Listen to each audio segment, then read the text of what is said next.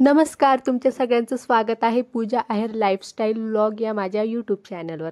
तर आज आम्ही गेलो होतो तपोवनला, जे की नाशिकमध्ये आहे. येथे प्रभू श्रीरामांची 70 फूट उंच अशी मूर्ती आहे. राम, लक्ष्मण आणि सीता हे वनवासादरम्यान येथेच राहिले होते. येथूनच रावणाने सीतेचे हरण केले होते आणि त्या काळी ह्या जागेला दंडकारण्य म्हणून ओळखलं जायचं. पंचवटीपासून 2 किलोमीटरवरच आहे, जास्त काही लांब नाही. शहराच्या गर्दीपासून लांब आणि शांत असलेले असे हे ठिकाण आहे. वातावरण पण खूप छान आहे, निसर्गरम्य आहे. सगळीकडे अशी गर्द झाडी आहे. गोदावरी नदीच्या किनारीच आहे हे तपोवन. खूप छान वाटत होतं फिरायला. ऊन पण नव्हतं जास्त. खूप दिवसांनी आले होते फिरायला. पंचवटीला आम्ही येतच राहतो, पण तपोवनला जास्त येणं होत नाही. काही लोकांचं गणपती विसर्जन पण चालू होतं. खूप दिवसांनी आलो होतो म्हणून छान वाटत होतं. गोदावरी पण खूप खळखळून वाहत होती. तिथे थोड्या वेळ बसलो. नंतर तिथले मंदिर बघायला गेलो. मंदिरं खूप आहे, पण एवढ्यांची शूटिंग घेता आली नाही मला.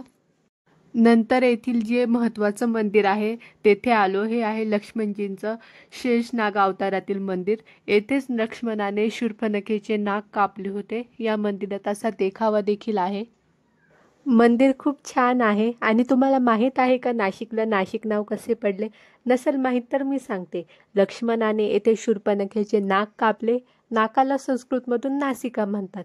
तर या शब्दामुळे नाशिकला नाशिक असे नाव पडले. आणि कोणी कोणी असंही म्हणतं की नाशिक शहर हे 9 शिखरांच्या मध्ये वसलेलं आहे, म्हणून नवशिकवरून नाशिक असे झाले.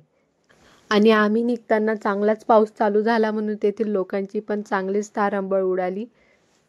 येताना पंचवटीवरून आलो आणि येथे येऊन खरंच मनाला खूप शांती वाटते. पाऊस चालू होता म्हणून जास्त काही फिरलो नाही, तसंच घरी निघालो. कारण लहान बाळ होतं आणि जास्त पाऊस चालू झाला तर परत मग हाल होतील, म्हणून आम्ही लगेच घरी निघालो.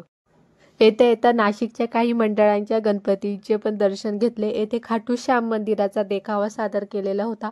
खूप सुंदर देखावा होता आणि असं वाटत होतं खरंच आम्ही खाटू श्याम मंदिरातच आलोय की काय. त्यानंतर आलो नाशिकच्या मानाच्या गणपतीला. खूप भव्य असे पांडाल होते. खूप छान अशी सजावट होती. गणपतीची मूर्ती पण खूप सुंदर आणि भव्य होती.